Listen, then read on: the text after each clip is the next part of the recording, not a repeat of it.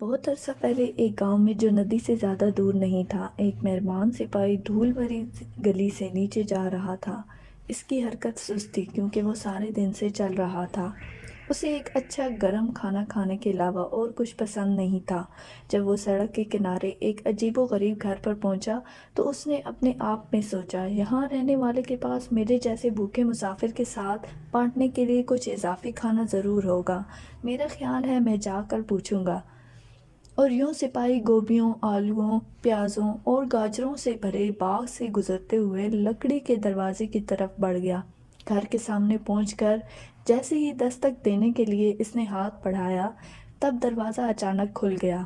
دوسری طرف ایک بوڑھا آدمی کھڑا تھا۔ اس کے ہاتھ کولوں پر تھے اور اس نے تیوری چڑھائی ہوئی تھی۔ تم کیا چاہتے ہو؟ بوڑھے نے بدتمیزی سے کہا۔ پھر بھی سپاہی اسے دیکھ کر مسکرایا۔ ہیلو، میں ایک گاؤں کا سپاہی ہوں جو یہاں سے زیادہ دور نہیں ہے۔ میں آپ کے پاس یہ پوچھنے آیا ہوں کہ کیا آپ کے پاس کوئی کھانا ہے جو آپ دے سکتے ہیں؟ بوڑھے نے سپاہی کو اوپر نیچے دیکھا اور بہت دو ٹوک جواب دیا، نہیں، اب چلے جاؤ۔ سپاہی اس سے باز نہ آیا۔ اس نے ایک بار پھر مسکرا کر سر ہلایا۔ میں دیکھ رہا ہوں، میں صرف اس لیے پوچھ رہا ہوں کہ میرے پاس اپنے پتھر کے سوپ کے لیے کچھ اور اجزاء ہوں گے، لیکن میرا اندازہ ہے کہ مجھے یہ سادہ ہی کھانا پڑے گا، اگرچہ اتنا ہی مزیدار۔ بوڑھے نے بھویں اچکا لی۔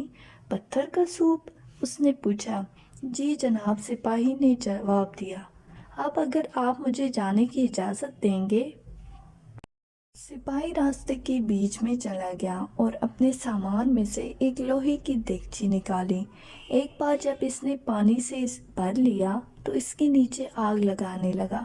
پھر بڑے اہتمام کے ساتھ اس نے ریشم کے تھیلے سے ایک عام سا نظر آنے والا پتھر نکالا اور آہستہ سے اسے پانی میں گرا دیا۔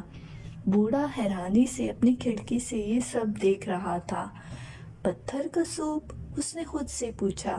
یقیناً ایسی کوئی چیز نہیں ہے۔ اور تھوڑی دیر بعد سپاہی کو ایک چھوٹی سی چھڑی سے پانی ہلاتے دیکھ کر بوڑھا آدمی باہر نکلا اور سپاہی سے پوچھا، تم کیا کر رہے ہو؟ سپاہی نے اپنے برتن سے نکلنے والی بھاپ کی سونگھ لی اور اپنے ہونٹوں کو چاٹتے ہوئے کہا، مجھے پتھر کے سوپ سے زیادہ کوئی چیز پسند نہیں ہے۔ اس نے پھر بوڑھے کی طرف دیکھا اور کہا، یقیناً تھوڑے سے نمک اور کالی مرچ کے ساتھ پتھر کے سوپ سے کم ہی چیزیں بہتر ہیں۔ ہچکچاتے ہوئے بوڑھا اندر گیا اور نمک اور کالی مرچ لے کر آہستہ آہستہ سپاہی کے حوالے کر دیا۔ بالکل، سپاہی نے پکارا جب اس نے انہیں برتن میں چھڑک دیا۔ اس نے ایک بار پھر بوڑھے آدمی کی طرف دیکھنے سے پہلے اسے ہلایا، لیکن آپ جانتے ہیں، میں نے ایک بار گوبھی کے ساتھ پتھر کے اس حیرت انگیز سوپ کا مزہ چکھا تھا۔ اس کے بعد بوڑھا آدمی اپنے گوبھی کے پودوں کے پاس پہنچا اور سب سے پکی ہوئی گوبھی اٹھا کر سپاہی کو دے دی۔ اوہ، کتنی شاندار ہے! سپاہی نے گوبھی کو کاٹ کر برتن میں ڈالتے ہوئے کہا۔ اس نے برتن کی ایک گہری سونگھ لی اور بوڑھے سے کہا، تم جانتے ہو، یہ چند گاجروں کے ساتھ بادشاہ کے لیے سوپ ہوگا۔ بوڑھے نے سوچتے ہوئے کہا، مجھے لگتا ہے کہ میں کچھ گاجر لا سکتا ہوں، اور وہ گاجروں کے پاس گیا اور مٹھی بھر توڑ لایا۔ جب اسے گاجریں پیش کی گئیں تو سپاہی بہت خوش ہوا۔ اس نے انہیں کاٹ کر ایک بار پھر برتن کو ہلایا اور یوں چلتا رہا۔ بوڑھا آدمی برتن کی خوشبو سے خوش ہونے لگا۔ جب وہ پیاز، آلو، گائے کا گوشت وغیرہ لے کر آیا، سپاہی نے خود بھی اپنے تھیلے میں مشروم اور جو جیسی چیزیں شامل کیں، یہاں تک کہ اس نے اعلان کیا کہ سوپ تیار ہے۔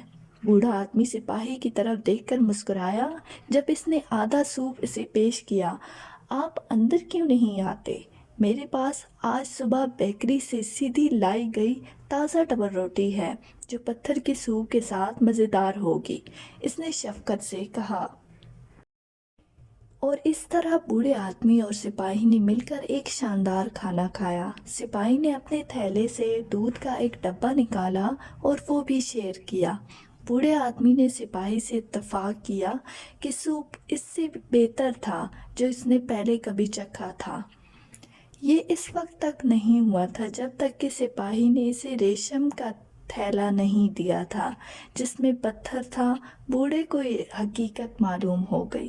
یہ وہ پتھر کبھی نہیں تھا جس نے مزیدار سوپ بنایا ہو، بلکہ مل کر کام کرنے اور فراخ دلی سے وہ اور سپاہی دونوں ایک ایسا لذیذ کھانا بنانے میں کامیاب ہو گئے تھے جسے وہ اپنے درمیان شیئر کر سکتے تھے۔